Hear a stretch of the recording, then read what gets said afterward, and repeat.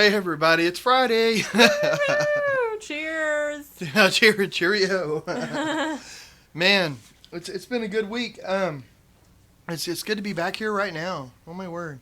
Oh, and we're trying to stream on Facebook again. Last week, everybody that watched the last week's video, and it's a little weird because we ended up with like 5 different videos. Like it kept stuttering it, so we have like 50 views on one, 70 on another, 80 on that. You know, it was all weird and crazy, and it was because it was just the week for having technical difficulties. The sound was popping, everything. It was crazy. Yeah. It should have been like Halloween or Friday the 13th or so. It wasn't, was it? Well, it was our first one back at the pad. So Yeah, but it's a little crazy. I don't think either of us hit our heads or anything like that. It's crazy. But this week though it's been a crazy week, and I know we say it a lot, but it's been a crazy, interesting week. And we've been doing a lot of stuff, and we've been getting things ready really for the road trip that we're doing. Right now we fly a lot when we're doing art things, workshops and talks and all that sort of stuff. But what we're really wanting to do is to spend more time with the family, so instead of flying somewhere, actually drive somewhere. I know. What, are we out of our minds? What's going on? have everyone seen Family Vacation? Yeah. What is that with the Chevy Chase? Yeah. What is that? National Lampoon. National Lampoon's Vacation. That's it. Family Vacation. Yeah. So today we went and picked up the camper, and You gotta name it, by the way. yeah, we gotta name it. I know, and I posted a picture of it and tagged John in it for anybody out there on the Facebooks. But yeah, it's long, and it was nerve-wracking to move it for the first time, but we did it, and it's pretty cool. I'm digging it. I've actually got a video of it. Yeah, I'm probably cursing. I don't know, maybe. To tell you the complete honest truth, Jackie did amazing. I mean, I have a little video of the thing so you can see it, but we call the truck the Ox. And part of it, I didn't even think of this, but the way that I signed my paintings with the I's crossed out, it looks like an O and an X. So it's almost like it's spelling ox. And we're going to put that on the side of the truck, on the big box part. We're going to have the giant sign, and hopefully it says Johnny John John, Bramley, Bramley, Bramley, big with flashing lights and with arrows pointing, Yeah. Giant banner flapping down the highway, 50 yards. Yeah. I mean, it'll have, yeah, in fact, we will shoot, we'll shoot some video of it and some pictures for next week's show. Oh, I have video now. Well, I mean, not of the camper, but of us painting the side of the box. Yeah, that would be... So we'll do that and then show everybody what that looks like. But we got a few people joining us, and they're talking, on the chat. Sue, Valerie, Kim's with us, Tony's with us. Sue is asking how the Ali painting was coming along. Oh, hey guys! By the way, it's good to see y'all again. Yay! Well, here, let me show it to you. And I got another painting here because I was thinking I've got campers on the brain, and I was commissioned to do a camping painting, or actually I wasn't. I was commissioned to do a painting for these people that do just a ton of outdoorsy kind of things, and since I have camping on the brain, that's what I did. Here's the Ali painting. I think I'm done with it. I don't know. There's it's like one of those things where there are some paintings you do and you're really happy with it right from the get-go.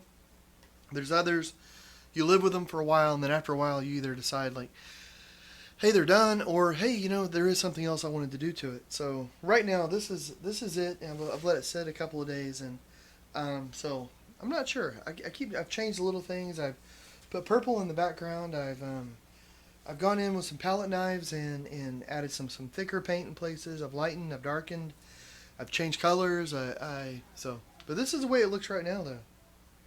Do you want to hold it up any closer to the camera to see that? Look, hold up like the part of his hair so people can see the thickness and. Oh, okay. Is this good here? Yeah. Yeah. So that's about the thickness. And I like what you did there. So. Oh, do you? Cool. Good, yeah. Well, thank you. Well, I feel good. Well, and my mom just walked in. Hey. Hey. What did I miss? Oh, John was showing the Ali painting, and we're talking about moving the trailer today. Oh yeah. Was that fun? It was joyous. Oh, it is. You know what? I have a video. Can you play the video of the trailer? And all that. It's on camera 1. Your camera 1, I don't understand. Oh yeah, it's under. Oh, it's in the file. I gotcha. in Cam 1. Okay. There's actually 2 files there. One's Great Wolf Lodge, and the other is. Oh, okay. Cool. Here, I'm gonna play it. Okay, and I meant to tell you before. I think you're. I don't think I've approved this video. Well, you haven't. Oh, great. But I think you have to click the button, and then on the screen you have to right-click it and hit the play button. I like to make things easy. Oh What is it? my gosh. This is. You should have told me before you just was gonna put this on. What's it called now?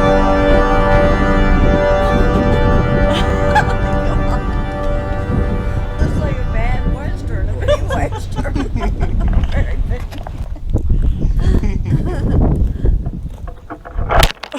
What did you do, babe? Venture for a smell. Nice. Is that the end of it? That's it. It's short. I was going for, in Star Trek, the motion picture, the first one, where they have the glory shot of the ship, the Enterprise, and it's coming on. What I did was made it better because in Star Trek the movie, it's like 15 minutes of just panning around the ship, and that's what I should have done is just gone around the engine and around the That's passenger funny. and all that. But We shot. We're big dorks, and we shot all of it. Because when you buy a camper, they go through the spiel before they send you off with it.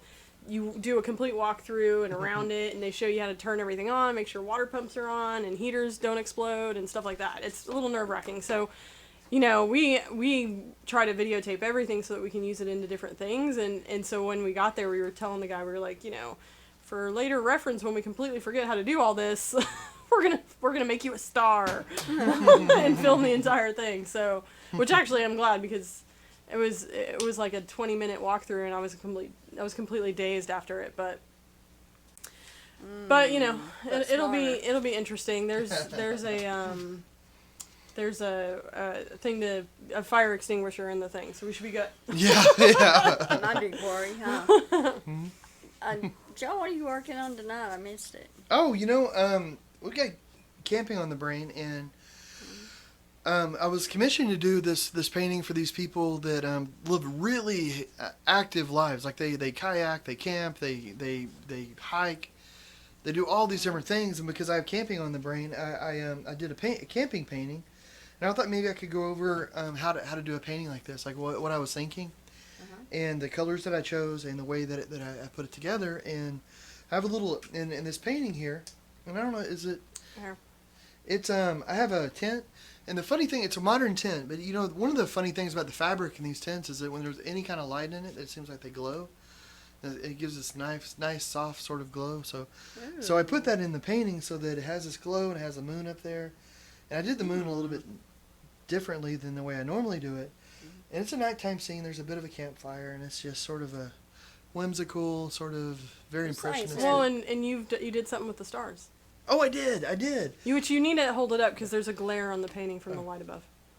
Is that better? Yeah, that's better. I mean, yeah. Oh, isn't that pretty? Oh, here, let me show you. I might need to change that light. Let me see. I have the strength I do it. Lights are heavy. More. Oh. Is that better? What do they do? Yeah, that's better. That's better. Do they twinkle or something? Oh, no, but, so Cool is that if they good? did. Yeah. Okay. So, I was worried if it was too dark, it might do something weird. I'll fix it in a second, but. Oh, yeah. okay, I gotcha. Can you see the stars? Yeah. Oh, okay, cool. I'm a little slow on the uptake. So the stars here, it actually reads love in Braille.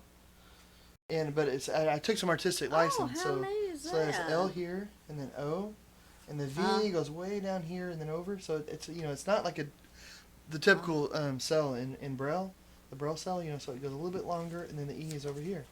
So it's LOVE. And I just thought that'd be neat. Actually, I thought about making the moon as the O, and I thought, nah, that might be too cheeky. It is cool. Where is it supposed to be? It's In Australia or? No, it's really kind of a green sort of.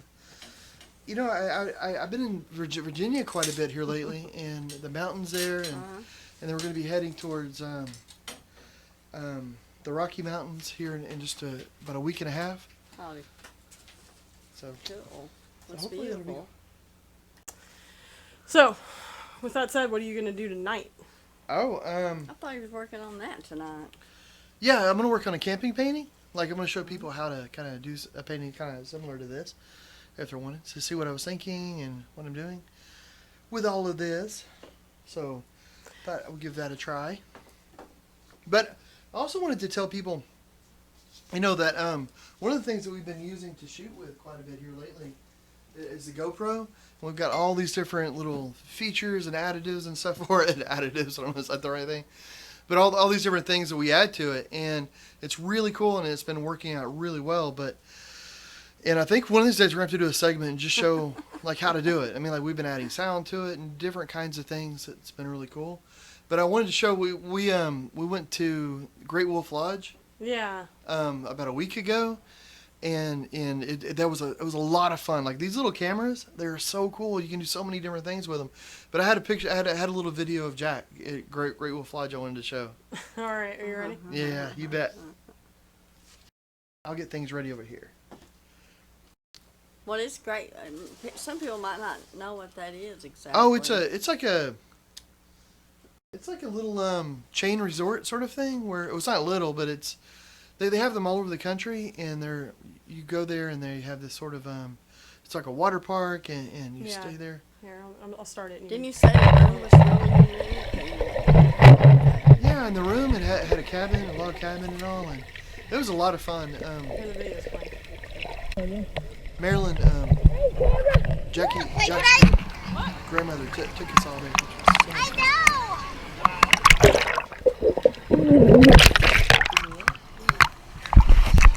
There we go. There you go.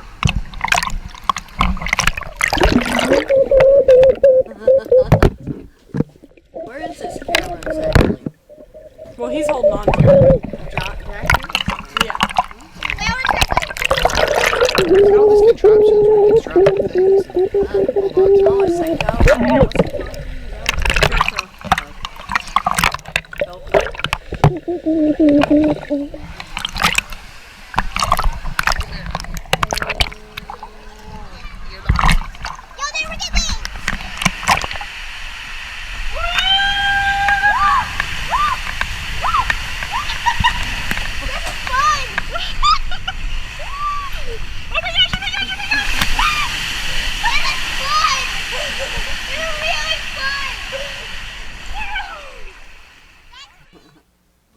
It's like fun.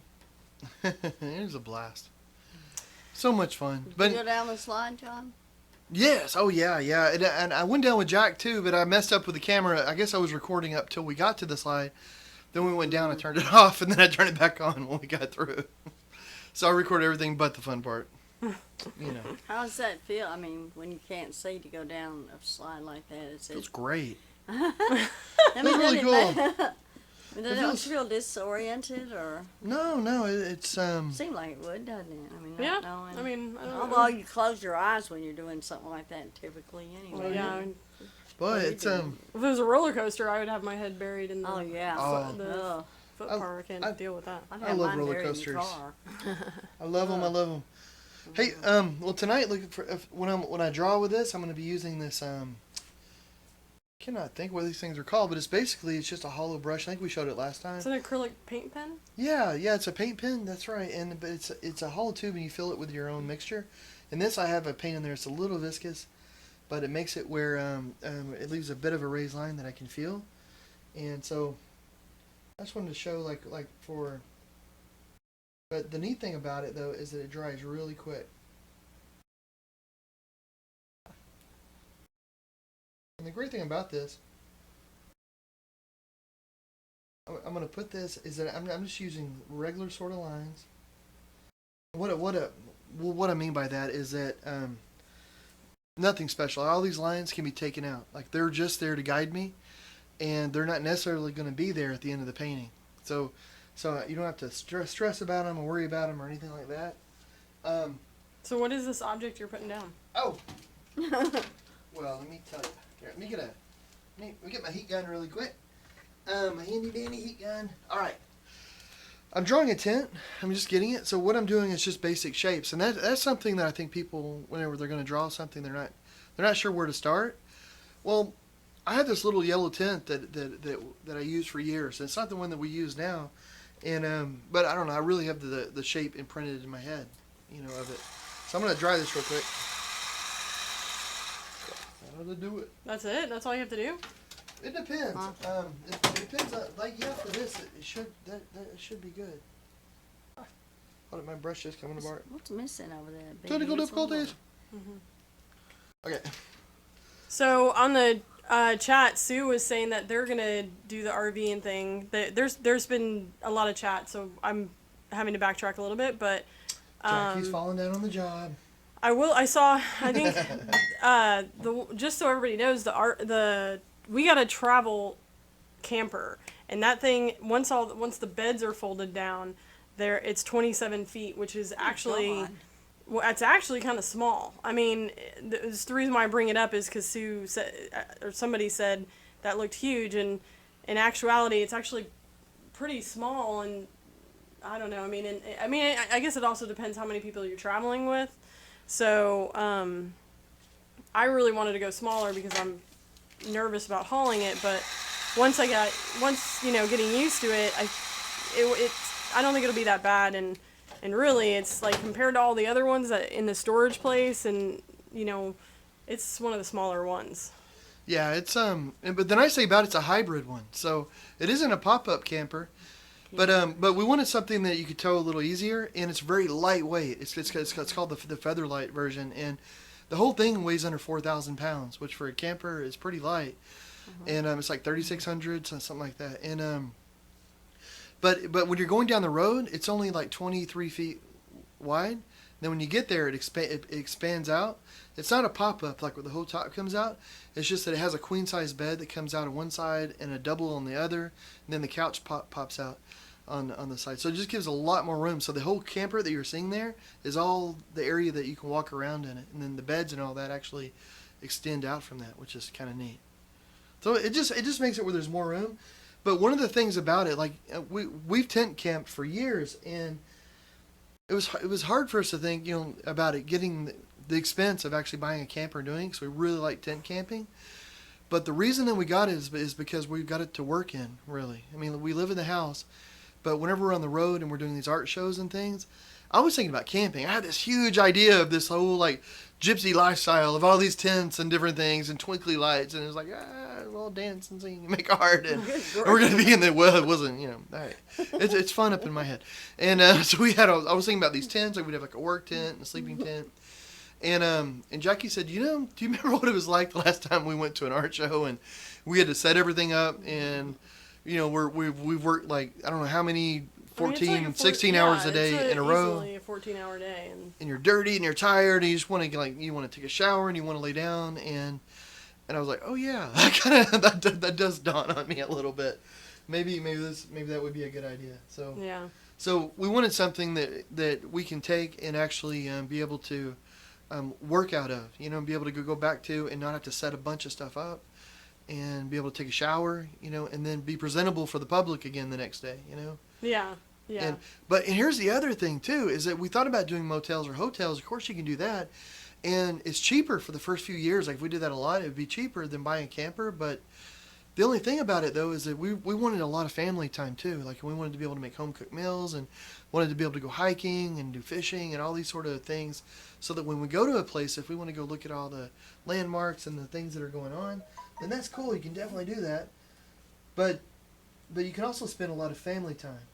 Yeah, we have certain ideas that, family will join us. We're hoping.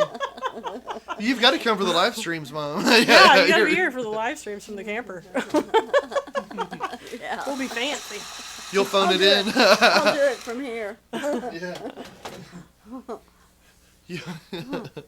You'll call from the salon. You're like, this is Deborah calling in. That'd be nice. So what colors are you gonna put into this one? Are you gonna kind of keep it the same as the other one? Well, I'm just kind of putting this in a little bit because I just want everybody to see and kind of what I was thinking, and So basically, here, let me get this. There's like a little thing that goes down through here sometimes. So basically, as you can see, this is just a basic tent shape. You know, it's just and people tell me all the time, like, oh, I can't draw, and I believe you. And, if you say, I hate it when people say, when I tell people I can't sing, and they're like, oh, you can sing. No, I really can't. It's not pretty. And, but I believe you if you say you can't draw, but anybody can sketch, just like anybody can hum. Although there is an app on the phone where you're supposed to be able to hum a song, it'll know what the song is. Yeah. I'm so bad at singing and even humming that that app has never worked for me. I can go, and me, it's perfect. The app has no idea what I'm saying. What would be? It could be, according to the app, it could be anything. And it knows all the songs, and it can't pick one that it thinks even sounds like it. You're like, I don't know that song, and I know every song. And then someone else will, do it. They'll hum, and it'll come right up with it. And I go, my hummer's broken. So that's all I know. But, so there. So that's that. So, but on this, but anybody...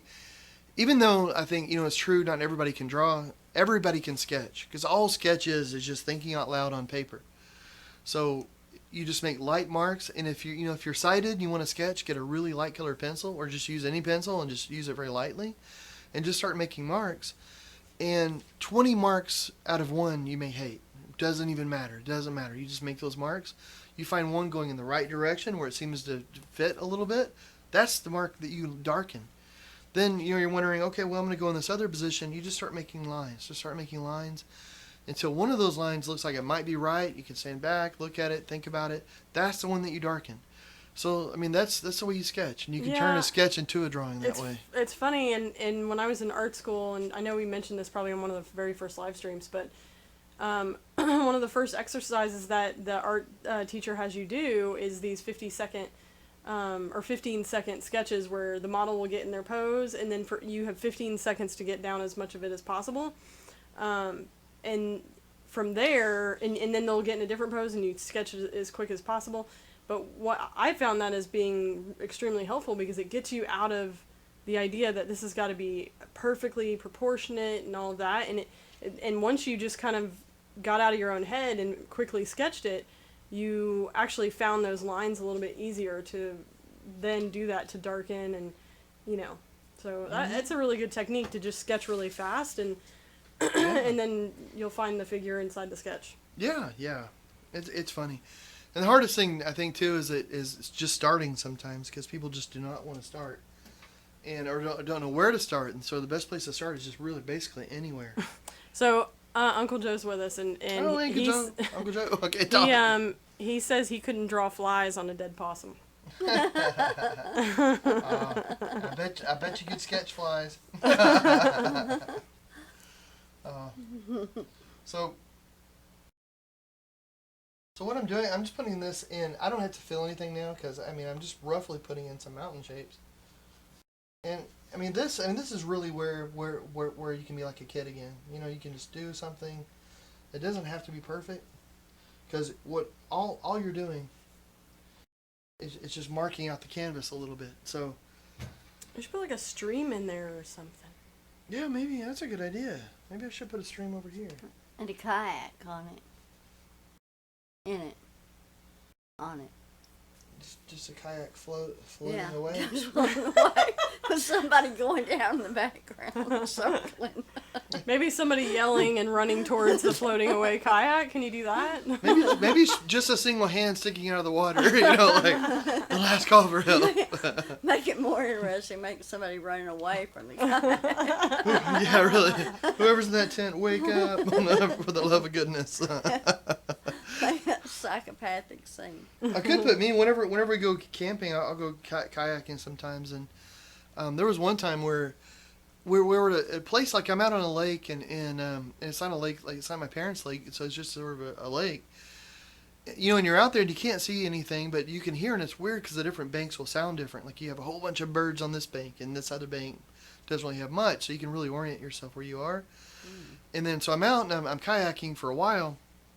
And then I'm coming back, and I kind of know, you can kind of get where the campsite is within maybe a few hundred yards or so, because, you got the birds on one side, and you kind of have it. But I guess I went out kind of early, so I just floated out there for a long time, waiting for anybody in the campsite to wake up. Because you've got, you get it within a couple hundred yards. That's pretty close, but it's not really close enough. And then you're listening for our voice or something? Yeah, I'm listening for Sam.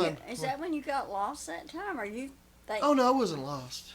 I was out there just floating. He's not going to admit to being lost. Oh no, I was there. I was just There was a story though, something about Jack. There was a concern I was lost. No, I think no one really cared though. I That's think the sad Andy thing. was Hey, concerned. how long is John gonna be on? Oh, a few hours. Where is he? He's out on the lake. Yeah. All right. Yeah, Let's make I some mean, coffee. I think Andy was concerned. Yeah, Andy and my sister-in-law Sam were a little concerned, but That's why I love you, Andy. He'll be back. The one person. Hey, hasn't John been gone in a while? But I was just waiting for someone to wake up. Because, like at a campsite or you're out in nature, sound travels a long way, especially on a lake. So I could hear people in other campsites and stuff, and I could hear people, I knew that there were some kids a few campsites down. So you hear the kids running around. So, you kind of paddle over a little bit and you just float. And you're just listening to the bird. I mean, you're not in a hurry. You don't have to be anywhere. You're just floating, listening to nature. And I was just waiting for Jack to wake up and start, because if Jack's awake, he's talking, so you can hear him. So then you can really zone in. So Waiting for Jackie to miss you. yeah, I'd still be out there. Okay, what I'm doing now, and this is really just sort of a basic thing. You can do any kind of painting that you want. This I put in. I put a tent in over here, and the idea with a tent too, there's a theory that if you give a painting some humanity, if you give anything some humanity, it just really, really adds to something. And it's not only painting, but it's also woodworking. It's any sort of thing.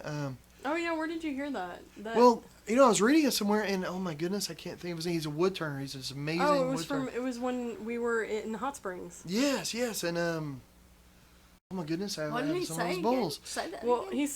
we'll go ahead. Yeah.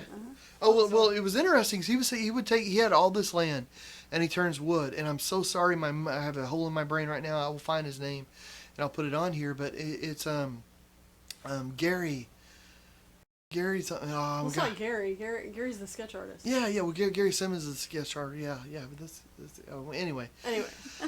The neat thing though, he has all this land. And he loves it. He loves trees. He can tell you all this stuff about trees or wood, and that may sound boring. Yeah. But it's fascinating. Oh my goodness! It's just incredibly fascinating. Him telling you all this stuff about it, and it's just how it grew, where it came from, and that still sounds boring. But when he tells it, it's really amazing. This is history. He gave our son Jack a bowl that has a little pellet from a shotgun in it, and there was a whole story of how it got in there, and how the tree would grow because of that, and the different sorts of things. And one of the neat things though is he's really into trees and nature, and he understands a lot about it. But he would take people around his land, and he would show them oh look, there's this tree over here. Here's this, and people go oh yeah, that's neat. And they'd walk on, and they wouldn't really see it.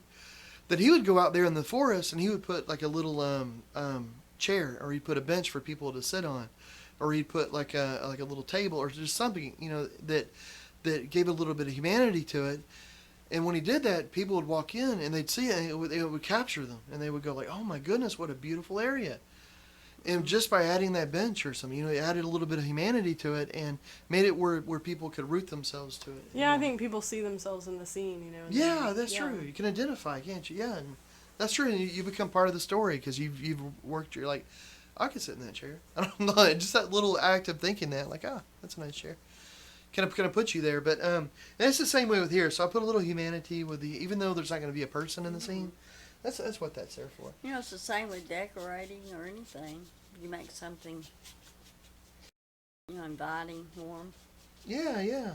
That's true. Especially with a lot of decorations, even will have a house or a park, or they'll have a barn or something. But it shows that it could be a beautiful scene of nature, tranquil, and then you'll see a tiny little barn, and it's sort of it's kind of roots you. Not everything has to be like that, but. Some stuff. It just makes it interesting. John, you said the other day that you were behind. How many paintings did you say you were behind on? Oh, 150 maybe? Of commissions? Yeah.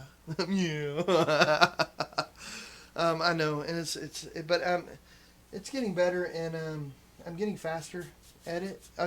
Not really. Faster. I've been working on techniques to cut out some of the stuff that doesn't really add any sort of creativity, but it just sort of slows you down. and so you're doing more of the good stuff, more of the Right. painting, and that's actually part of my techniques of the week. Actually, that's funny you mentioned that. It's just kind of being able. But let me explain what I'm doing really quickly, and you'll notice I'm painting over these mountains here, and I'm not going to worry about that. But I'm just blocking in some areas of color, and this is another thing you can do. So this is a way of sketching with paint. So you think, well, I'm not really sure what I want the sky to look like. I don't know this, I don't know that. Well, you just start putting in some color, and after a while, it's like sketching with the paint. So it doesn't really matter. I know that I want a certain cerulean blue hue there a little bit. I know I'm going to have some other colors, and I'm going to lighten it, I'm going to darken it. So I'm putting this in kind of in a ribbon fashion because I want some places to be a little more, I don't know, translucent, more to be a little more opaque. What are y'all laughing about there? Is the chat doing something? Yeah, they're just chatting back and forth. It's silly. Okay. Okay. So we have a person chatting that his name's Alex, and he's wondering what is the point of doing art if you can't see it, specifically judge it, or, and I said it's about the process, but maybe you can answer that better. Yeah, it's it's the funny thing about art, and I did art when I was little. I would draw and do all these different things, and I always admired artists and would read about them, and then drawing became more and more important. But the interesting thing, though, about artwork is that whenever the vision went, I started thinking about art in a bit of a different way. Like whenever I would do a drawing, if the drawing looked like something, I thought, oh, that's a good drawing. Like if I did a drawing of my mom over there, and it actually looked like her, people would be able to look at the drawing and recognize her. Well, that's a good drawing. But after the eyesight went, I thought, that's not a good drawing. That's not, it's interesting. You did a task, but it needs to feel like that person. And it's interesting, like when the eyesight went, I started thinking about artwork in a wholly different sort of way. And I started to appreciate art in a wholly different way as well. And I started to realize you don't really need your eyesight to be able to appreciate art, and you don't need your eyesight to create art. All art is not visual, and we call it the visual arts, but it's a misnomer.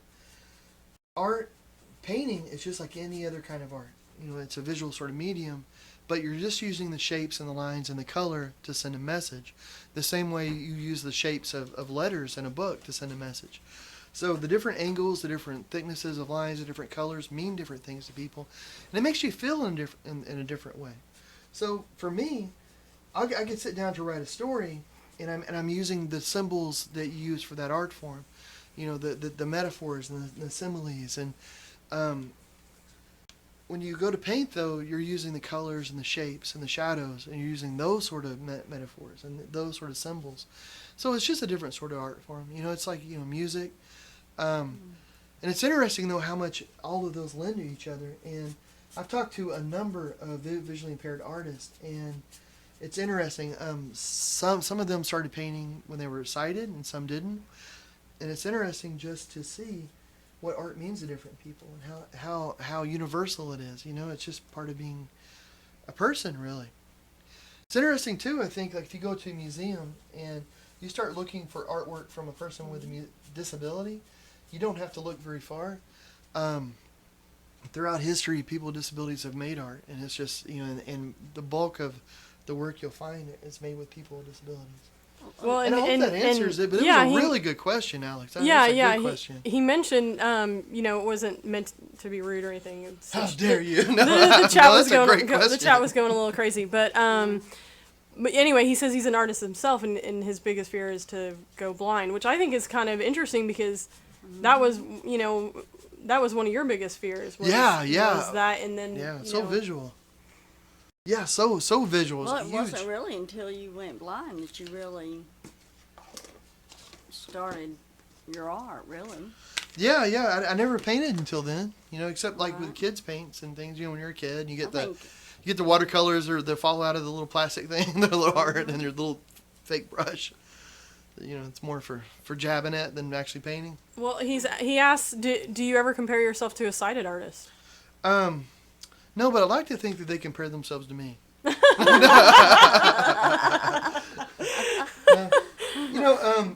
That's another really good question, Alex. And when I first started, the only reason that I painted was because I was literally going out of my mind. I was so depressed, and I had this wonderful family, and I had the wonderful support system, but I was so depressed though because I was such a visual person, and I was just worried about being a burden. I was just worried that everything that I was working for and looking forward to was over, and art used to be my way of dealing with things, and it still is. But I mean, it had always been my way of dealing with things, whether writing or drawing. And I couldn't do that anymore. I couldn't write because I was relearning how to write, and that actually took longer. It took. Hey, Jack. Shh. We got an army soldier on the floor over here. So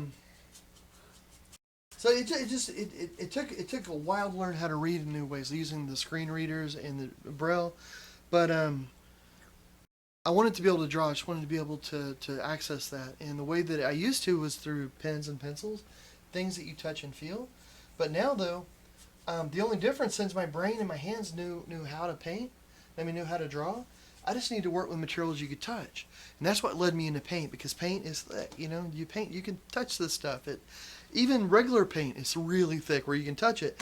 Then you got all these different mediums, things you can mix into them, drying, like these black lines I laid down, dry almost instantly. And if they're not drying fast enough, that heat gun zaps them. But because of the different drying agents I put with them. But then when you touch them, you can feel them. So it just makes it where you can work. Alex is asking if you judge whether or not a painting is good by touching it. And I don't think judging it is what is the... Yeah, I don't know if you necessarily judge... I mean, well, you always think... Yeah, I don't think you necessarily judge if a painting is good or bad. Mm-mm. Even if you see it, I mean, there are times where we'll look at your paintings. We'll both look at your paintings and we're like, I don't know. But I mean, not everyone is as good as the next or whatever. But I mean, it's probably all the same once. Yeah, and that's a difficult question. I don't know. Yeah, it's and really, and that's one thing that I started learning is when I first started painting. I'm sorry I went so far around the barn to get to it, but when I first started painting, I was doing it because I was literally so depressed and angry that just too depressed. I'll put it that way, and I needed something to latch on to, so I started learning how to do this, and I started learning O&M techniques, how you get around using touch, and I just started applying it to this. But I never thought it would ever be as good as a sighted artist. It wasn't even a thought. I never thought anybody would even look at a painting of mine. I mean, it wasn't even an idea that I'll ever sell a painting, because I never thought anybody would see a painting or want to, for that matter. So it wasn't until later on, though, that I started getting a little better at it. Then I wanted to meet other artists, that I started even wanting to reach out to other artists and the kind of the art world as a whole. But but it changed my perception, because instead of thinking like, oh, how do I compare to a sighted artist? Your real battle as an artist isn't like what other artists are doing, whether they're sighted, whether they're hearing impaired, whether they have one hand or two, or whatever they are, if they've painted for 30 years or if they've painted for 5 years. It's really all about you trying to improve what you're doing. And so my whole idea was like, oh, I don't even know if it's gonna, if it's gonna add up or if it's gonna be as good as a sighted artist. That whole way of thinking, I think for me at least, wasn't healthy. It wasn't accurate either. It wasn't helpful, I guess I should say. So.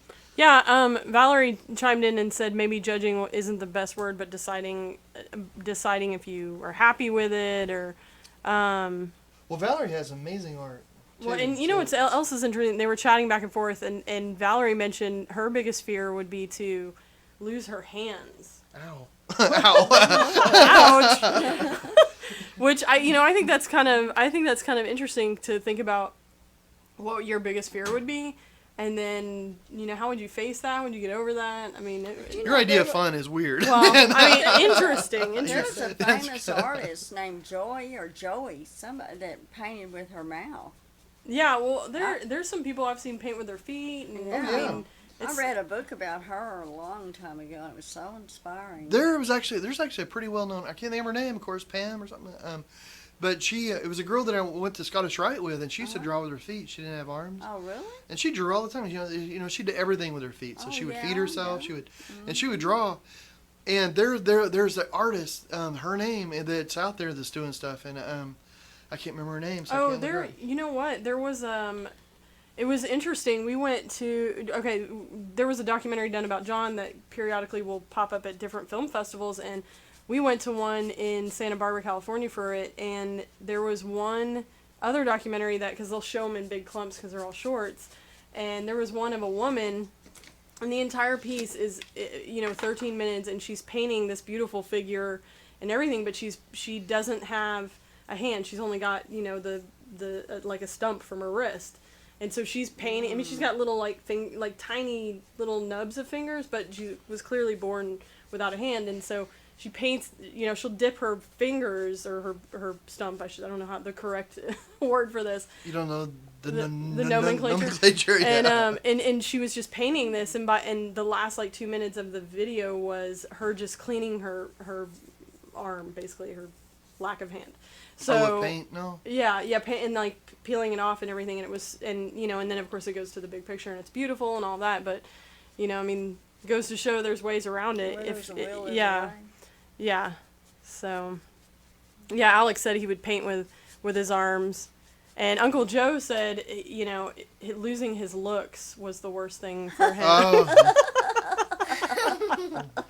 Even Jack thinks that's funny, y'all. I want to say something. I'm right with you, Uncle Joe. I want to say one thing about that. That's everybody loses their almost. Everybody loses their looks? Almost everybody loses their looks. I just keep looking better and better. I wonder what my secret is. You're gonna grow. You're growing your goatee. Goatee. I'm growing a goatee. I don't know what I'm doing, honestly. Is he doing the Mighty Boosh? Yeah. Remember that episode where they're getting copied? Oh yeah. And he's like, I've been having his face What since is it I was that I'm born. copying? And he showed a picture of him in his mom's stomach, and he has the face he has today. That's creepy. He was We let our kid watch creepy So things. you think Dad's growing that goatee to cover his looks that he's losing? Is that what you were saying? I'm just trying to distract everybody. Look at the man bun. Don't look at the face. Look at my baby bun. Look at. Oh, I thought you were talking about your beard. Oh yeah. Look at the beard. Don't look at Oh, the- you are talking about his beard. I am talking about the beard. So is this picture? Let's get back to your painting. Is this Yes. picture gonna be a night scene? What are you doing here? It is. It's going to be a night scene, and what I'm doing right now, and I know it seems really random, and it's a little random, but it's not a lot random, and that's something that I learned over time. When I first started painting, everything had to be in a certain space, and know exactly where everything is going. But what I'm doing now is I usually paint to music, so I have in my head I have music going. I actually have a Galactic song, which we're going to see live in Colorado. You have a Oh what? yeah, we got Galactic tickets. Galactic. That's gonna be awesome. It's a band from New Orleans. Oh. They're brilliant. They're amazing. But what I'm doing is, because I need to let paint dry, and even though I have drying agents in the paint and all that, it takes a little bit for them to dry. So I'm working around. I'm going from up over to here to the side to here, and I'm adding in different colors. But what I'm putting in here is an under color. So it's the blocking in. It's an under. Because when I'm done, I'm going to put some tinting agents. So I'm going to have very thin paint that I can put over, and just to darken some areas. So it's a way that you can make something look dramatic and shadowy, and still keep your bright colors, which is something people really have trouble with, I think, is bright colors. You want to have if you do want to have a painting with bright colors, not everybody does, but if you do, a lot of times when you start mixing in colors like this, I have pink and blue and purple and green and all these different things, and when I'm done, they're all going to stay very bright. But one of the ways you can do that is through tinting, so that you're just adding a bit of a subtle shift as the light's coming in. Yeah. So that's what I'm doing right now. I'm just putting in all these colors, So knowing that they're going to change. So when you put down your initial underpainting, or those what you're doing now, then every color you put on top of that is always going to be darker. It's either going to be darker or lighter. You can do either. Oh, okay. That's one of the nice things. If it was a watercolor, it could only be darker unless you use a gouache, which a gouache is basically watercolor with chalk mixed in. So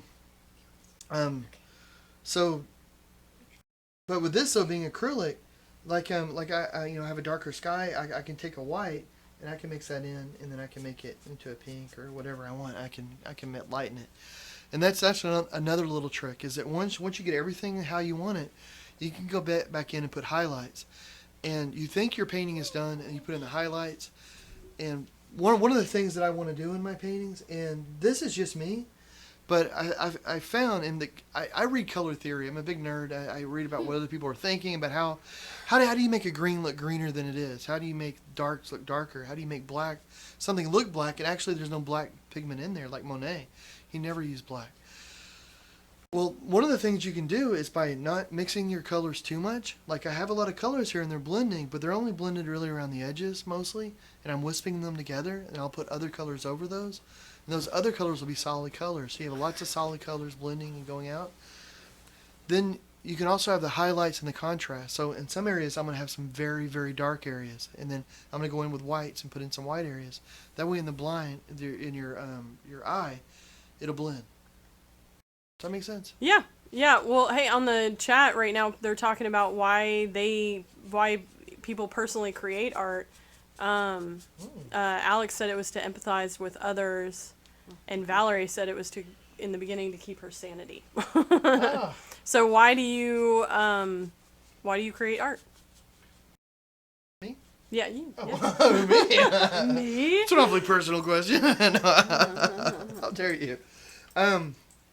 I do it to connect with others, and I do it too. Yeah, to not go crazy. And I know that there's some days like where I'm real jittery, and I'm like and especially on these last trips where we were gone for a couple of weeks and went to 4 different states and we're going, I didn't get to paint every day, partly because my painting kit exploded on the plane, so my paints were all in Again?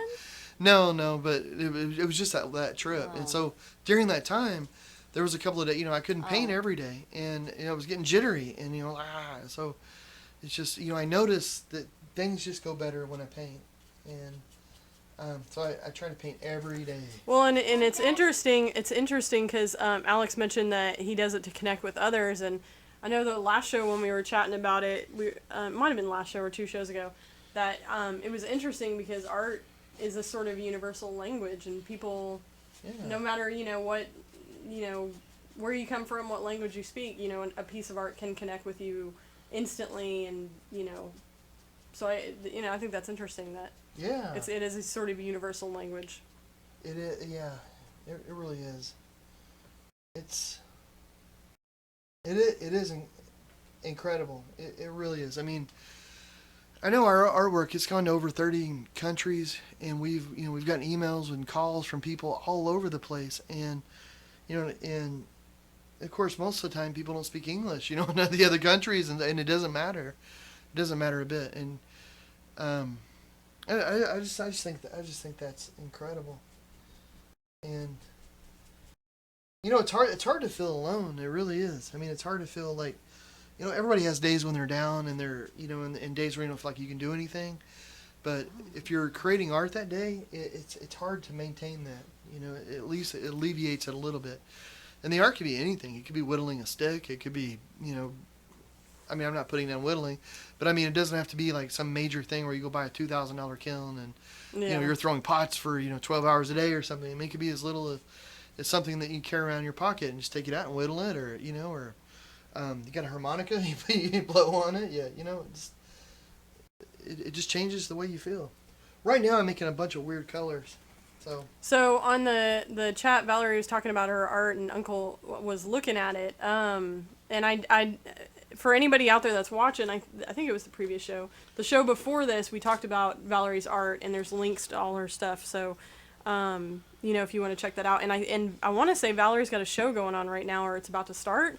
So, write that in if you get a chance, Valerie, so we can share it with everybody. Yeah. We'll put a link on the bottom of this as well. That would be. Oh, and like I said, we're trying to stream on Facebook. I don't know if we are. I told it to. I told my computer to. I put go live, and then it didn't seem like it was doing anything, but I told it to. so I'm off the hook. We haven't quite mastered this situation. Yeah, it's weird. I don't know. So we're released on YouTube, and if anybody's watching on Facebook, Are you on the Facebook? I Is there- can't see on the Facebook. It's probably not there. So if you reading. are on Facebook and you're watching this, we're not seeing it here. So I apologize if you're typing in the comments, but we'll try to get to them later, if it pops up or something. So we're still figuring that out. I was hoping to have it done this week, but Yeah, well. you know it. So Valerie said actually, it's her husband that has the show. Jason has the show. So. Oh, cool. Yeah, cool. Well, hey, if there's anybody in Colorado during the Galactic concert, Or no, it's Flagstaff. I think she's in Flagstaff. yeah, but if there's anybody in Colorado during the Galactic concert, Oh they yeah, should come out. yeah. Anybody that's a fan of Galactic and in Colorado. That's... Where did you hear about this band? Well, the deal with the band. It's one of John's favorite bands because it has a very New Orleans jazzy upbeat thing. So inevitably, almost every morning, I hear it coming from the studio. They're But, good. They are. It's hard to have a bad day.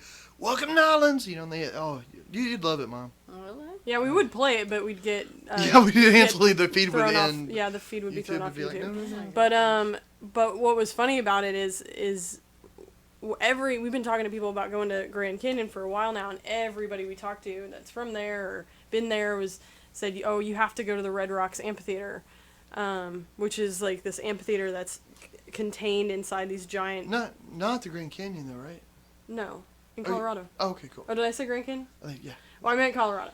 Red Rocks Amphitheater in Colorado. I was like, where are we going? Are we thinking that? By the way, inside trip. Yeah.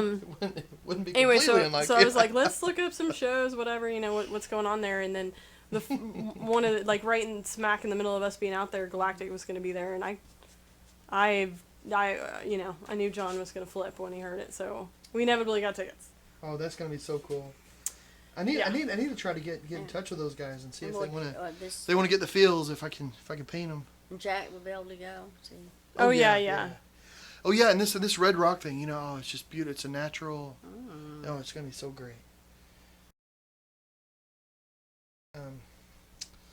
Unless Nanny wants to come up to Colorado and babysit. No, Nanny would come up and go to the show. Nanny Thank you very should. much. Nanny. It's so weird that I call you Nanny now. Well, Nanny should. Good Nanny. You really should. You would love them. Oh, and it's just and my goodness. Yeah, I'll try to remember to put a link at the bottom of the YouTube video. Yeah, baby. Yeah, absolutely. The next time you bring your paints to somewhere, do this. Put each one in like a tube the size of a mayonnaise jar. Okay. Because tighten it really good so when it's going. Oh, so it won't explode again?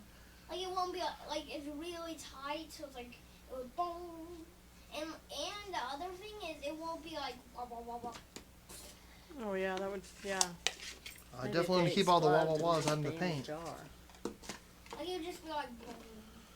If they both hit together, it won't be you maybe put it in glass jars. If you do, it's gonna be psh. Yeah.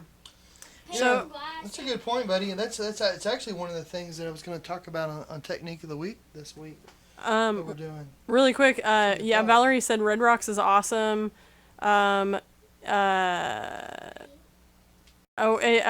Sims said she has the Moody Blues concert on DVD from there. It's awesome. Oh wow. And Valerie saw Government Mule and the Allman Brothers there wow. in 2006, and Sue her girlfriend and her drove there to see Dwight Yoakam. So. Oh, cool. Well, it sounds like the place to be. Oh, and Kim asked, she was wondering about the paint exploding, and was it not carry-on? Oh, no, with the carry-on, I never carry the paints carry-on because there's so much of it. You're only allowed 2 ounces or something. So it's always checked. And then most of the time it doesn't have a problem, but every once in a while, if a tube kind of, if it unscrews a little bit or the cap just pops off a little bit, the pressure inside there will just squirt all the paint out, and then the paint just explodes all over, and because of the pressure down there, and it makes a huge mess. It's only happened a few times. One time it happened. Here's one of the fun things if you travel with a guide dog or service dog. I used to have this pet spray deodorant stuff for her Echo's coat. Her coat gets kind of dry, and so it conditioned it, but it smelled like baby lotion. I mean, just so much like baby powder. It was unreal, and it was really strong. Like a little bit went a long ways. The entire thing exploded in my suitcase, and I was in Arizona or somewhere for a week, I think. And all of my clothes just got soaked in this stuff. I mean, it's a little bit went such a long way. And then you open I mean, it was so bad. You open the suitcase and your eyes almost water, from this baby smell. And I got as clean as I could, but every time I'd walk into a room, you could just hear people like, "Where's that baby smell? What is that? Did a whole bunch of babies just come in?" It was like I'm surrounded by a herd of babies. But it's it's fun. What you gonna do? Good times. So Valerie said there's a handicap section that we should definitely look at to Oh, really? maybe get closer to the stage. So That's a good I'll idea. look that up. I mean, the Galactic's general admission, so I believe it. I mean, it's general admission to the certain tier that you got, but I believe we could probably finagle something. Hopefully. Yeah, we'll have to call them and see about that, like where to get in. Also, we're bringing the Ox, that giant truck. So parking. So we're not sure if we're going to bring that up there and try to park it somewhere, or if we're going to get a shuttle in or something else. Yeah, we probably end up parking it a ways away. Or I don't know. Ubering it. Who knows? Or do what? Ubering it, I'm not sure about get a taxi or something. I don't know. I don't know about Ubering with Jack though in the car. I don't know. Is that weird to worry about that? About Jack in the crowd? No, I mean, if we Ubered, we'd have you, me, Jack, and Echo. Well, I think you can in Uber in the app. You can tell them kind of what's going on. Like you've got, 3 people, and you can leave notes on the app. Like you can say, we have a guide dog or something. Well, once we tell people what's going on, I don't know if anybody wants to be part of that. Like, you got too much going on. I mean, I don't know. It just made me wonder. Of course, you could always get a cab, I guess. Or I don't know where this thing is. I've never been there. If it's out, I mean, I guess. It'll be an adventure, man. Sure, We're going to figure this out. Cars for different size groups. Surely. Yeah. There's bound to be buses out there or something. So what are you doing now? I'm going to go to a close-up. What are you doing now? Oh, let's see. I'm making little trees. Happy trees? They are, and right now they're very uniform happy trees. The mountains look crazy, but like I say, it's an under color. So, and the idea is I'm going to put other paint on that, and the paint that I'm going to put on there is a little thinner. So instead of it just being one solid color, you get this play, this lightness and darkness of it. And the big idea of that is just having colors mix in your eye and to give more depth and stuff there. So I'm just building it up and making it a little thicker. Is this a nighttime sky or is it It will be. And or could it be a sunrise? Yeah, and I'm not starting it really dark because it's easier to go darker than lighter. So I'm going to start kind of light, and then I'm going to with the darkening for it, I'm going to go in with different tints. I love the shading And the around glazing. the mountains. Oh, thank you. Yeah, I like the colors in the mountains too. It's nice. Well, thanks, God. Thanks. Yeah. You guys rock. I'm like really looking rocks. forward to this whole camping thing. And it's kind of weird. I've been listening to videos on YouTube like crazy about it. All these people that are talking about, and people that actually live in their campers. And they'll say, like, oh, I just bought my own home, and and it's a camper. And I think, wow, that's crazy. but kind of cool. I mean, it's neat. It's pretty, and like we did the walkthrough with it yesterday, and it seems like it's gonna be. Was Jack impressed? Yeah, he liked it. He was, ever since there's that tiny house craze on HGTV, where you've seen those shows where it's all like people buy these tiny houses. Okay, it's a huge craze now. I mean, they even have tiny house fairs here, and you mean for people to actually buy? Yeah, you get like a little house made on a trailer that you can virtually like move anywhere. Oh, okay. Anyway, so Jack instantly thought our camper was going to be his tiny house, and so looking at it, he thought it was kind of small when he first walked up on it, but it was funny when we both walked in, like he went in and sat down and took it all in. Both of him and I were like, all right, so the Xbox is gonna go there. We're like, the TV's gonna go okay. So we had our priorities together. Yeah. Y'all's idea of roughing it. We're only going to be able to bring 40 Xbox games. What are we going to do? John, I asked you about your commissions. Uh-huh. A lot of your sales are prints, right? Yeah. We do a ton of print sales, and What's the what's the most popular? Like musicians, the Beatles. It depends. A lot of times it's the nature scenes, or it's the park scenes, or it's I just looked at this the other day because we're restocking our inventory for all the shows, and so I was just looking at what was the most popular, and the images that are the most popular are all typically the rain scenes, like the umbrellas and people in the rain stuff. I love to paint water. Yeah, so that stolen moment, stroll in the rain, and it is nature, like bison. Your bison painting is probably second or third. So, at least on sales on the site. So, and then it depends. Like in actual shows, a lot of times it's like the dogs and the cats and the musicians. Yeah, the cats are really popular too. Well, and that's what's difficult about it is you gotta like bring the stock that's popular for the area. So. So, if like, for example, Colorado, I assume we bring a little bit more nature-y stuff. I'm going to paint a lot of nature paintings. Like, that's something, and we're hoping to do more live feeds and videos, but just, how to paint a bird, how to paint an attacking bear. I don't know. I'm like, stop attacking me, bear. Bighorn sheep. Bighorn sheep. But it makes you wonder, though, like, if you live in Colorado, like, I've never been there, do you get tired of the nature stuff, or is that why you live there too? Like you're like, oh great, another bird painting. Or you're like, yay, another bird painting. Kind of like here in Texas, like you say cowboy painting, and I guess it just depends. Some people are like, yay, cowboy painting. I guess you get to where you take it for granted, like most things. I guess like I love Western paintings. I've done a number of them, but I don't know. It just makes you wonder.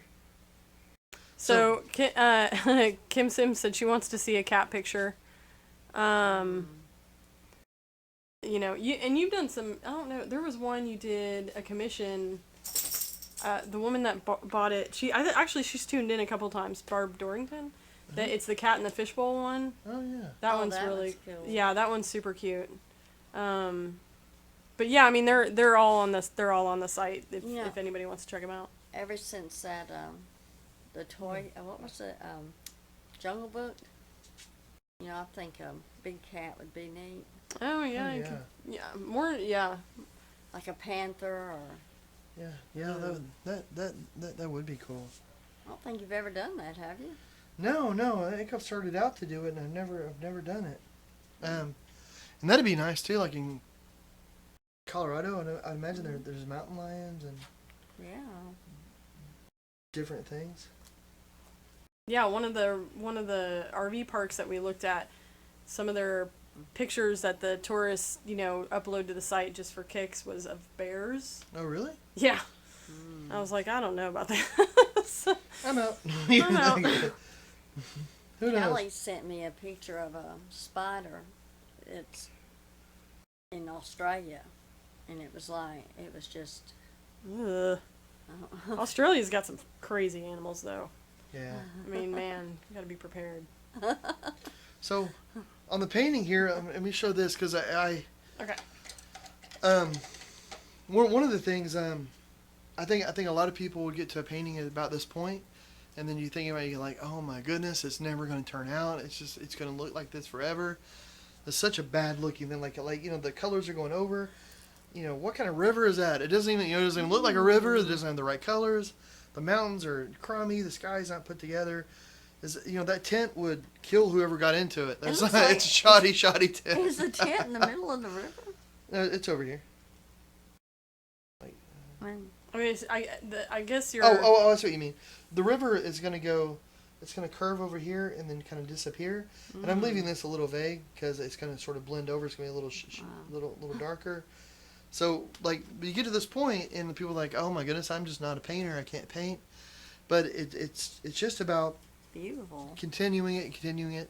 And also, if you don't like what you're doing, you just let it dry, and then you paint over it. You can white it out and keep going. Put it aside for a bit, keep going back to it. But this is where I want it to be, because I'm just putting in colors. You know, it's a layered painting. So if you do a layered painting, in my way of thinking, it's a little easier than trying to get the one stroke down and it's perfect every time. And this, you build it up, and it's more like, especially something like this, it makes more sense. Like I've done paintings of robots and stuff, and that it's not necessarily layered because you want those sharp lines and you want it, but this, it's nature. So having it layered, having different colors undulate, play around with it a little bit, it just works with it. So I think a nature painting is a great painting if you're just getting into artwork. It's a great one to start with. Well, it's 8:07. Do you want to do any of the other stuff? Oh, we could do the news. You want to do the news? Sure. All right. Is it time for your live dance show? Oh yeah. Not yet. Who was it, Sue, that said he ought to forget the painting and be a dancer? Be a dancer. All right. Yay, So, Sue. You're I think it was Sue. Getting official. We need to get a better graphic for that. We need something like art news. You know, Art it's really news. dramatic. Your life depends on the next 5 minutes of Okay. you watching this. Well, this is art news. Yes. Would you like to kick it off, or would you like I have to... no. I'll be honest with the crowd here. Oh. I have no idea what art news is about, and the camera is on me. Oh. What's Oh. up? Well. You did art news this week, and Oh, well. the camera's on me. Art news this week is more of a discussion. So Oh. so there's a couple topics because I thought that might mix things up a little bit. Well, what Make it picture kinda- do you want me to show first? The first one in there, David Hockney. Okay. So this is David Hockney, and he was saying, he had a quote this week where he said, "Painting is an old man's game," which is interesting to me in a way, because like you think about a lot of times, like a lot of careers where a person peaks when they just start. Well, if you're a physicist, if you haven't discovered what you're going to discover by the time you're 25 or 30, you're not going to discover it. They say, I don't think that's true, but that's what they say. There's lots of careers that are like that, but art isn't one of them. Although there's artists like Pollock, who he died when he was like 44. He peaked when he was 36, and he was starting to decline a little bit. Mm-hmm. But he had some problems too. I mean, if he had lived to be 80 or something, like Hockney's like 78 now, he might have went over that small decline. So you never know. But I think it's interesting. I had a friend who passed away when he was like 93, 94, and he started painting when he was 13, and he painted every day of his life, and he said every day that you paint, you learn something new. I think, well, that's pretty cool. So I was just wondering what everybody thought. Like, do you think painting is an old person's, is that do you get better and better with it, or Definitely. I don't know. I would imagine you start to learn more techniques and feel more comfortable in your art form. And As far as being, a lot of times it's a dead man's game. You have to die to be, to be recognized. Yeah. At the same Well, that's time. yeah, Sure. really. That's true. In a manner, I guess like Hockney was talking about, like he thought his best paintings were still ahead of him. He wanted to paint. He's like 78, and he wants to keep painting. Well into his 80s. Yeah. So, but he thinks his best paintings are way ahead of him. Yeah. Kim Sims said practice makes perfect, and Valerie said you better and better. Well, cool. Yeah, that's interesting. What- Yeah, the other thing that I wanted to talk about tonight, though, and it's not really like, I don't know, the art news, but it's more of a discussion, I guess, but graffiti. Oh, okay. Here we go. And that's one of the things, because, like, there's all this talk about graffiti. There's a huge movement, of course, there has been for years, where graffiti artists are treated like rock stars. They're amazing. There's other times where they're reviled. And countries have spent millions and millions and millions of dollars to get rid of graffiti. Other places, they'll frame it, and graffiti through the ages, like you go back, like you look at ancient Roman times, and a lot of the ways that we understand how they understood Latin, the common public, is through the graffiti that was written down. And I think, well, that's interesting. So there's the good and the bad of it. But do you guys see graffiti like as an art form, or? Definitely. In San Francisco, what's it, Haight-Ashbury? How do you say it? Haight-Ashbury?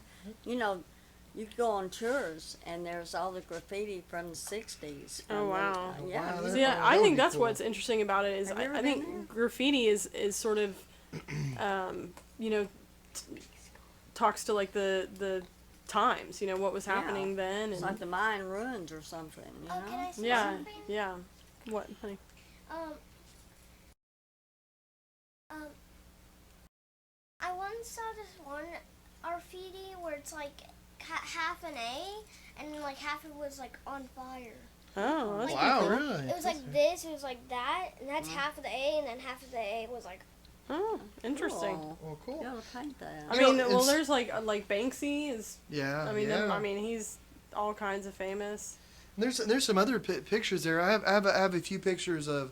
There's a few pictures of really nice graffiti, and there's one that's ugly because there is there's some graffiti where they call it tagging, which is good and bad. I mean, it's a way of knowing like the city who's in it, where but some graffiti though just isn't attractive to look at. And is that art or is it just people messing things up sometimes? And there's also graffiti on the very last graffiti picture. It's confusing. Like what's going on? Yikes. Is it I've something? seen this. I've seen this one before. That's funny. So just sort of the question: what is graffiti? Is it art? Is it something that we should protect? Is it something that? Yeah, I think so. Mommy, I want to do Yeah. graffiti. Oh, You yeah. know, any expression that's heartfelt, I think ought to be. What? Yeah, I think I know. Sit. I think I think it's real interesting because it's also it's not as permanent as you think. I mean, it will be painted over eventually by the next society or development or something like that. And Yeah. But that's what was interesting about San Francisco. That was during the Vietnam War, and it was, peace, and I think that was, it had a real strong message. yeah, Valerie said location matters, and I believe she's speaking to the social Yeah. commentary. Yeah. And Uncle said it was something he could do. So he could maybe graffiti a draw. He could graffiti flies on the wall. That'd be cool. Or on the, what did he say? On a dead possum. Possum? Yeah, I could do that. In World War II, there was a famous graffiti of Kilroy, which is like a little cartoon character that ended up going all over Europe because the soldiers would draw him on walls. Oh, and yeah? You'd walk into a yeah. place and you would see Kilroy. Kilroy, yeah. Isn't that weird? Kilroy? Just the name of Why is this. his name start with kill? It's like he's gonna kill everybody. It's like an evil gumball. It's just what they called him. Okay. So what's your next step with the painting? Well, I'm putting in the water a little bit more here, and then the bank I'm going to clear up, and I'm still in the blocking out phase. So in this painting, and really what all I'm going to be able to do in this phase of the painting, I mean for the show, is really get it all blocked out, and then but this is really the basic way of doing a painting like this, of a nature of the way that I do it, or this type of nature painting. So I just get it blocked out. I have the basic idea, trees. But here's the thing about it. If I decide I don't like this mountain over there, it's gone. A little bit of white paint, it's like it was never there. These trees, they're gone. If I decide maybe I want to take out this tent, I don't know. Maybe and just put a giant tree there, make it real some really thick leaves, a lot of texture. That could look really cool. Maybe I'll put a tree right next to it. I think I might put a tree right next to it. That's kind of Or sounding good. bushes or something. It Yeah, looks, yeah. I think your mountains also, they look awfully pointy. Well, they are, and that's a good point. Yeah. That's a good point. I did that too because they're basic ideas of where the mountains are going to be. Yeah. And what I'm going to do is I'm going to come in with a paint knife, like so. I'll Paint show knife? you. What? Absolutely, mon frere. So I got a paint knife Yeah. like this, and I'm going to go in with some paint. What I'm going to do is I'm going to put a little cerulean blue and some dioxazine purple, and then you can go in and you can make some straight lines. You can make it so. I'm going to add a little of the crazy red or the dioxazine, and I'm adding in some of these colors. And remember, all this is going to be covered up. Well, not all of it, but a good chunk of it. But the straight lines and stuff from this are gonna be there still.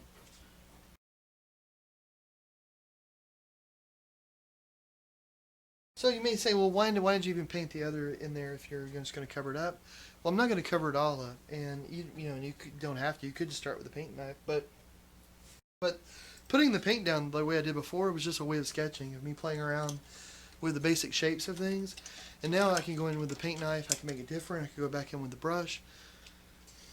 You can just play around with it and have a little bit of fun. Doesn't have to be serious. Well, hey, let's do a technique of the week. All right. Technique of the week. Technique of the week. That was the one I did that. Yeah, thanks to Jack for that. It's awesome. Well, the technique of the week this week isn't so much of a painting technique, but it's just sort of a way to handle your paints. Now, I've started using these giant bowls. And these are just bowls that you can use Yeah. in the store. Yeah. These are just Glad sort of bowls that you get. You lock them, they're good. And I'm trying these. I love these little bottles. So I have these bottles of paint. These are great for keeping really pure color. So you can dab out a little bit. It hasn't mixed with anything. I think most people use their paints in the tubes they came in. How gauche. No, I do too sometimes, but I've really switched to these things because to different containers. And the main reason is because it's a lot faster. That's one of the things I was talking about earlier when I said I have so many commissions right now. I'm trying to cut down some of the stuff that isn't creative. It doesn't lend to an actual painting. And putting your paint in bigger containers really helps. And these sort of containers where you just squeeze out the paint, it's always fresh, it's there. But these things, if I want paint on a certain part of the canvas, you can squirt it. You can apply it right to that part of the canvas. Which I'll do right now. Let me show you. So here I'm going to put a little bit of paint. And what's nice is you get used to using these tubes. It becomes really easy to know exactly how much paint you're putting out. So if you want a tiny bit, you can put a tiniest line, you can put a lot. And then you go back with your paint knife. You can play around with it. But it makes a really nice way to get paint exactly where you want it. In the big bowls, these things have sped things up so much, especially when you're using a paint knife. Because you just dip in, you grab that paint, you put it down, you clean your knife, grab some more, put it down. If it gets a little messy, that's okay. These are my paint mixing bowls. Valerie asked, how long does the paint stay wet in the bowls? I put the paint in here, when did I get these? Like a week ago? Oh, yeah, at least. Yeah, it's the same paint I put in there. I filled them up. I put a lot of paint in there. It's still perfect, but it's because I got the ones that have the lids on them. Yeah, and Kim asked, does the lid screw on? It does, and it screws on. I actually like that. I don't know what brand this is. Do you know what brand it is? No. We got it at Wally Mart. So. Yeah, it's a real common one. It's actually kind of nice though, because I was thinking like if you had to sit there and screw each one of these, because I have every color, but they just pop right on. And then I just set them there. It makes it so much quicker, and that's one of the things about painting is that painting should be fun. You should be creative. You should be able to do things that you want to do with it. But for a lot of people, the fun gets sucked out of it, I think, because you're spending so much time cleaning up, spending so much time getting your paints out, you're getting your brushes clean, all these different sorts of things that just eat up your time. And instead of actually being able to do what you want to do, just get down and paint. And these are awesome because if I want some thing, I just have it. I have a ton of it. When I travel, if I go to an event, I can pack these up. I've got more paint than I'm ever going to need. So that's my technique of the week. Put a pin in it. We'll call it done. But I'm always trying to look for things that help speed things up and do different things. And like I have paint over there on the shelves that are like in these almost 3-liter giant jugs with that I put tops on them so you can just squeeze the paint out. It just makes it a little quicker, a little easier. Every minute that you're saving not doing something non-creative in the studio, that's a minute you can be doing something you actually enjoy doing. Which if I turn this painting around, you can see how cluttered the studio is right now, and you'd be like, oh my goodness, he really doesn't want to spend the other minute doing other things. It's a little bit of a mess. Time for your dance. Yeah. And I kicked off the dance moment. So here, let me show you this other painting really quickly. So this is the painting that I was working on before. So you can kind of see what I was doing with all the mountains and the trees and stuff. And this one's kind of similar. But it's gonna have a different feel. I started it as a similar thing, but it's actually gonna change. These mountains are gonna change. This mountain over here is actually gonna go off Oh, isn't that pretty? this way. Actually, me. Oh. So this painting over here is gonna live over here more to pull a Bob Rossian term. And it's gonna be a little chunkier, so it's gonna change. But I wanted to start with a basic mountain cone shape, and then I'm gonna morph it into something that's more interesting. And then I am gonna have some trees or stuff going on. I'm not sure about the tent. I know I started with the tent, and I really liked adding the humanity to it and all, but I'm not sure. I might change it. Oh. Yeah, I mean, I don't know, maybe there's some different humanity you can add, like a... Maybe a little boat. Like, Mom mentioned a kayak. I could be like a little boat over here. Yeah. That might be kind of cool. Get the river, got that. I don't know. What do you guys think on the live chat? Kayak. Kayak. Yeah, anybody... We got one kayak boat. Anybody out there have an idea if he completely whites out the tent, what other bit of humanity can be added? Oh, you're going to do away with the tent? Well, I could. Where's that kayak coming from? Well, down the river. I've seen They're about exploring. you going back to the campsite. For Well, here's the big breakfast. question. If it's just an empty kayak, where's the person? Exactly. That's what I thought. Was there going to be a person there? Or are we doing my Well, the person could be off over here, looking at nature. Really do somebody in the river. Hmm. That kayak going away. I don't do people. You I do do. too. Yeah, I don't know. Valerie said you could do a guitar. In the kayak? Oh, I mean, just a guitar in general, I guess. I mean, Yeah. you could have the That would be campfire with a guitar leaned up against. Yeah, this. that'd be cool. That would be cool to have have the tent over here and then have the guitar next to it. That Do could be a cool. self-portrait of yourself. Dancing. Maybe I could be really cool and paint a ukulele. Yeah. Oh, yeah. I don't think people would see a ukulele. They would think, "What's that miniature guitar doing there?" The guy painted the His smallest proportions guitar. were clearly off. Yeah, like is he? John taught himself to play the ukulele. Yeah, poorly. You But, did not. Well. You entertained me. Oh, thank you. Sue said you could draw a bear attacking the tent. Yeah, That's girl. what I'm saying. Hey, boo boo. You got up a good basket? Yeah. Sue's a woman after my own heart. Man. Well, I'm hoping on this trip though, and we're Did you gonna. get attacked by a bear? Yeah, well, Knock on it'd wood. be cool though to be exposed to some Oh, wildlife. we're not. We actually when we went to the Grand Canyon, there was elk that walked through our Yeah. campsite. They were enormous. I guess they were either they were elk or they might have been moose. sounds without the better animals. than They a were bear. elk. They Were were they? elk.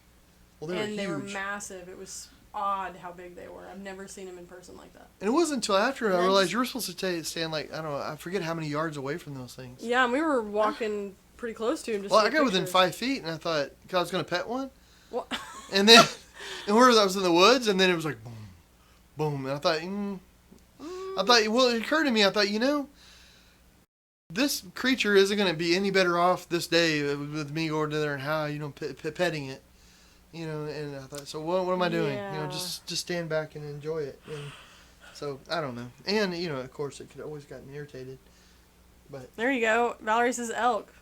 Paint an elk. that's a good idea. Well, I'm worried, John, when you don't know how far to stay away from the wild animals. Well, you'd be surprised at what I don't know. No, I wouldn't maybe you be. That's wouldn't, what's yeah. worrying me. Yeah, no, that's why I'm worried. Exactly. Here's the fun thing, though, and I mean, I think Bob Ross. People love to make fun of Bob Ross. He's an easy guy to make fun of in a way, but he did so much stuff. And I think one thing that was really cool that he did too was he really seemed to enjoy it. He seemed to enjoy painting. He seemed to enjoy the landscapes that he painted, and he brought that to so many different people. And so one of the things I'm looking forward to is going out to nature and maybe taking some photographs and bringing them back to my computer and using the software there to try to understand what shapes are these mountains. That's not something that if you're visually impaired you could have ever done in history. The only way for you to know the shape of a mountain is to go climb the thing and walk over each peak and try to remember, like, oh my goodness. But now, though, because of the technology, we can take a photo and we can actually make it into a tactile sort of thing where you can feel it. So I'm looking forward to that. I'm wanting to actually paint particular mountains. which would be cool. And Yeah. in wildlife and things that are out there, you can hear the birds and actually paint. Well, and speaking of Bob Ross, I'm sure everybody out there knows this, but his entire collection is streaming on Netflix now. Oh, really? So you could marathon for like a full month straight, probably watching his stuff, because Wow. there was so much content. That would be the calmest month you've ever had in your life. like, wow, my house is on fire.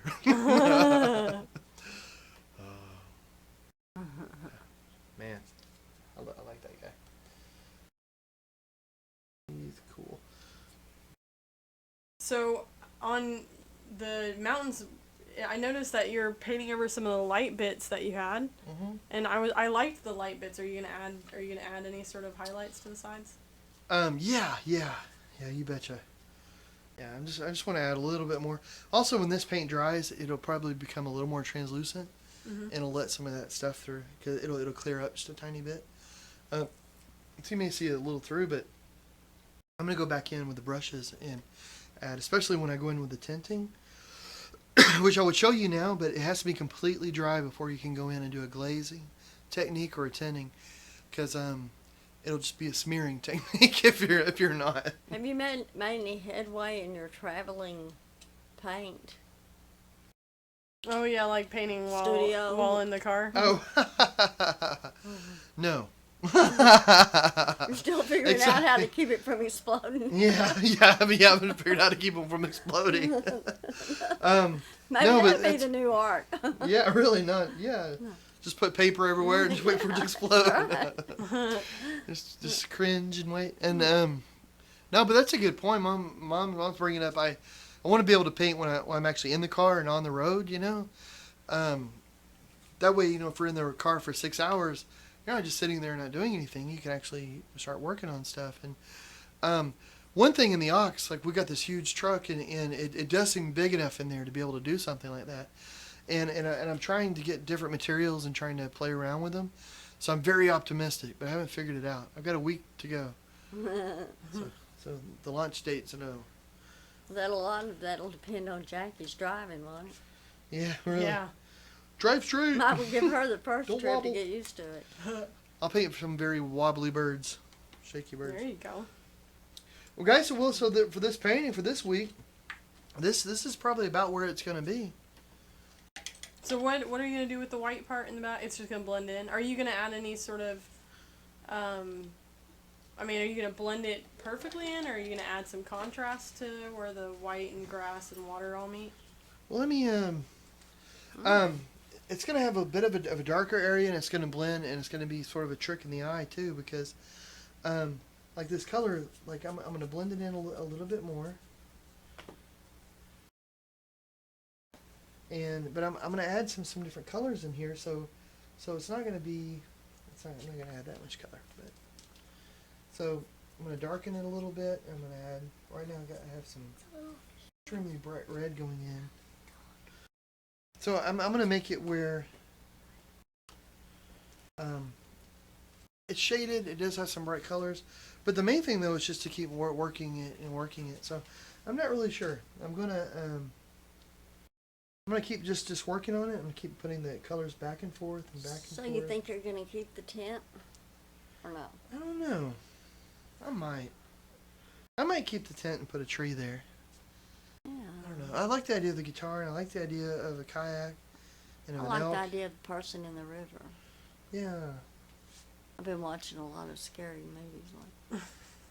I don't know. You know, the only thing about a person in the river that makes me pause is that if you have a tent, that could be anybody in it. So like you can put yourself in the painting, which I think is kind of neat.